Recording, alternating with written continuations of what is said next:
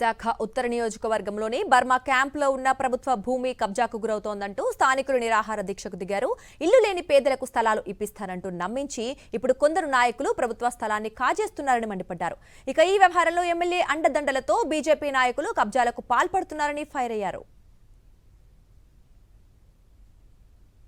ప్రభుత్వం కబ్జా అయిందని చెప్పేసి మేము గత 4 months నుండి మేము ధర్నాలు చేస్తున్నాం. జిల్లా కలెక్టర్ గారికి వినతి ఇచ్చాం. ఎంతో స్పందించలేదు, అవి కోల్చలేదు. మేము కోరుకునేది ఏంటంటే ఇంక తిరిగి కలిసిపోయి ఉన్నాం. మేము గాంధీ గారు చూపించిన మార్గం నిరాహార దీక్ష, ఆ పద్ధతిలో చేస్తున్నాం మేము.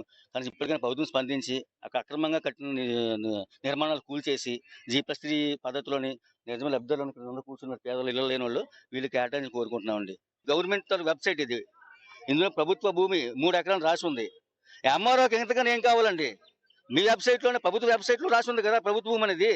ఇంకా మీకు ఎంతకని ఏం కావాలి? కలెక్టర్ కానీ, ఆర్డీఓ కానీ, ఎంఆర్ఓ కానీ మీ వెబ్సైట్కి వెళ్ళండి, చెక్ చేయండి. 13 వైపు కొట్టండి, మీరే ఓపెన్ అయ్యి చూపిస్తుంది ప్రభుత్వ భూమి అని.